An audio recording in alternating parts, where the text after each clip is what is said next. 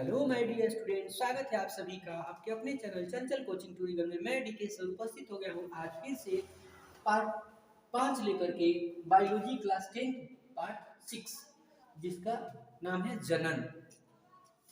आज मैं आप सभी को शुक्राणु और अंडाणु में अंतर को समझाने वाला हूँ। शुक्राणु और अंडाणु में क्या अंतर है? शुक्राणु शुक्राणु जो है ये पुरुष में होता है, यानी कि मेल में शुक्राणु होते हैं। तो शुक्राणु का निर्माण पुरुष के अंडकोश में होता है। पुरुष का अंडकोश, देखिए अंडकोश जो है स्त्री में भी होता है और पुरुष में भी होता है। जैसे हम लोगों का जो जनन अंग है जिसको हम लोग लिंग कहते हैं या मूत्राशय भी कहते हैं, ठीक ना।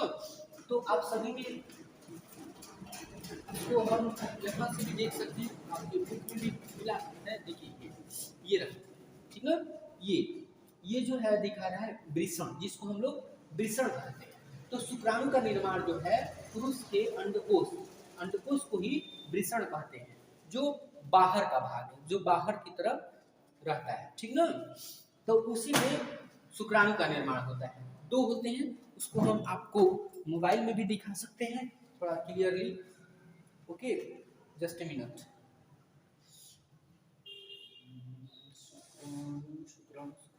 चलिए ये देखिए, ये रहा, ठीक है, दिखाई दे रहा है ना। ये रहा दो शुक्राणु, अंडे के समान में रहता है, ठीक ना।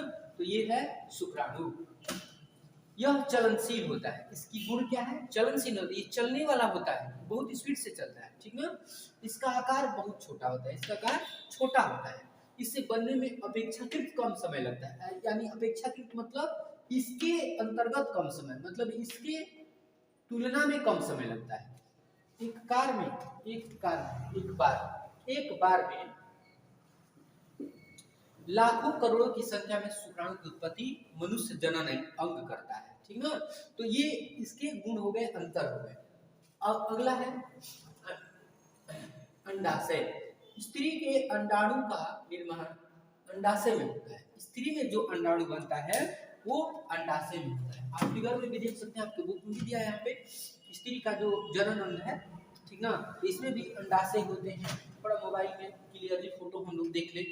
देखिए बिना फिगर के आप बायोलॉजी को नहीं समझ सकते, इसलिए थोड़ा इसको समझना पड़ेगा। और रही बात, ये देखिए ये स्त्री का जनन अंग है जिसके दोनों तरफ अंडाणु आपको दिखाई दे, अंडाशय दिखाई देंगे, ये और ये, ठीक है ना। तो किताबों में जब तक आप फिगर से अच्छा से नहीं समझिएगा, आपको समझ में आने वाली चीज ये नहीं है। तो बिल्कुल समझना पड़ेगा। और पढ़ाना है तो शर्माना क्या है, पढ़ना है तो शर्माना क्या है, सब्जेक्ट ही है। देखिए कोई चीज खराब नहीं होती, बस उसको समझने की जरूरत है। समझेंगे तो आपके लिए फायदा होगा, नहीं समझेंगे तो फिर ज्ञानम भारम क्रिया बिना, ज्ञान जो है क्रिया के बिना भार के समान हो जाएगी, वही हाल हो जाएगा आप लोगों का। तो इसको समझिए, ठीक है।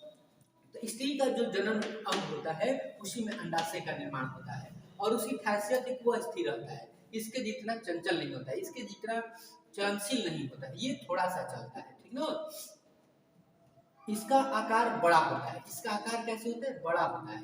इसे बनने में शुक्राणु की अपेक्षा ज्यादा समय लगता है, लगभग 28 दिन लगते हैं इसे बनने में। तो ये रहा अंतर अंडाणु और शुक्राणु में। आशा करता हूँ कि आप लोगों को समझ में आ रहा होगा। शुक्राणु का निर्माण कहाँ होता है? मेल, पुरुष में, और अंडाणु का निर्माण कहाँ होता है? स्त्री में। अंतर क्या है? तो शुक्राणु का निर्माण पुरुष के अंडकोश यानी वृषण में होता है, और इसका कहाँ होता है? स्त्री के अंडाणु का निर्माण अंडाशय में होता है, ठीक है।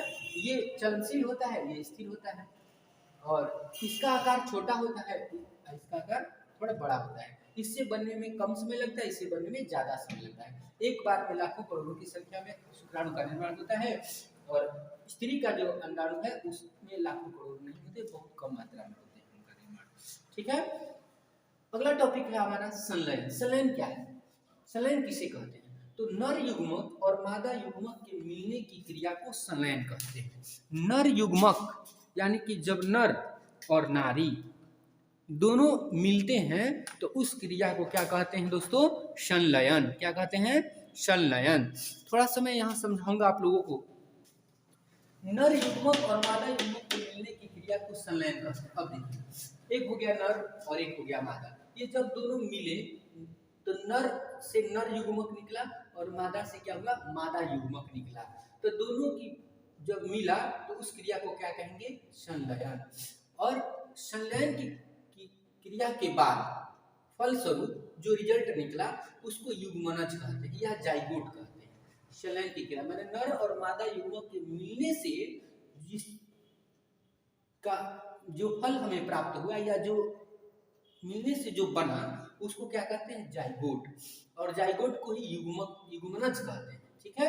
और युग्मनज के बाद भ्रूण का निर्माण होता है। भ्रूण मतलब समझ रहे हैं ना, भ्रूण मतलब नहीं समझ रहे हैं।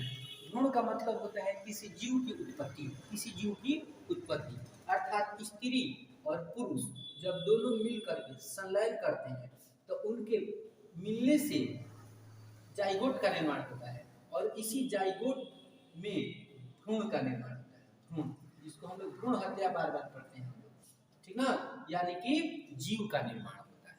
और ये जीव जो है पहले बहुत छोटे आकार में होता है। जैसे कि आप लोग फल देखें, संतरा देखे हैं तो संतरे के आकार का, संतरा का पार्ट जो है जैसे हम लोग तोड़ करके अलग कर लेते हैं, छील करके अलग कर लेते हैं, तो उसी तरह से वो पार्ट देखिए, ये रहा भ्रूण, ये संतरे के जैसा भ्रूण का निर्माण होगा। और भ्रूण जो है धीरे धीरे बड़ा छोटा होगा, ये देखिए ये ऐसे, ठीक ना, एकदम जैसे चूहे का बच्चा आप लोग देखे होंगे ना, उसी के आकार का भ्रूण धीरे धीरे अपना रूप बड़ा करता है। वैसे ही फिर हाथ पाँव आने लगते हैं तो उसको बच्चा कहते हैं, ठीक है।